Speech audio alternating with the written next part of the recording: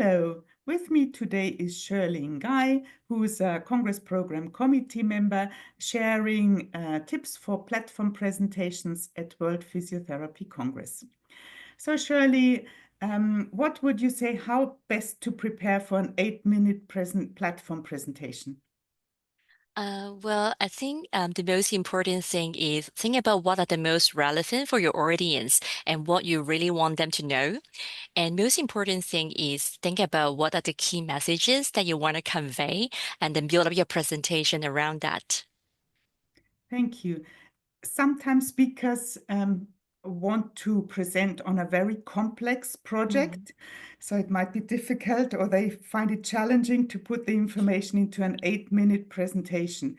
So how to get all this into your short presentation slot? Well, the most important thing is structure your presentation that is in line with the abstract. For example, setting out the purpose, share the results, and give the conclusions and recommendation. Sometimes you can also start with your conclusion to grab the audience attention and then work backward and then throw the whole steps and then you can come to your conclusion and recommendations. The most important thing is try to stick with the key insight without providing too many details because the participants can always talk to you after the presentation and you guys can engage a very in-depth conversation afterwards. And most important thing is try to state your key take-home messages very clearly, especially when you wrap up your presentation, because sometimes the audience may not remember all the details, but the clear take-home message will let them understand better regarding your presentation. Yes, thank you. I think the key take-home message are really essential that people can take away for them when they go back to work. Thank you. For the presentation slides, what are your recommendations on these? For the slides, usually it should be complement with your verbal presentation, but not replace it. So while you are presenting, sometimes people find it very difficult to read and listen at the same time. So it might be helpful for the non-native English speaker to read the key take-home messages alongside your talk.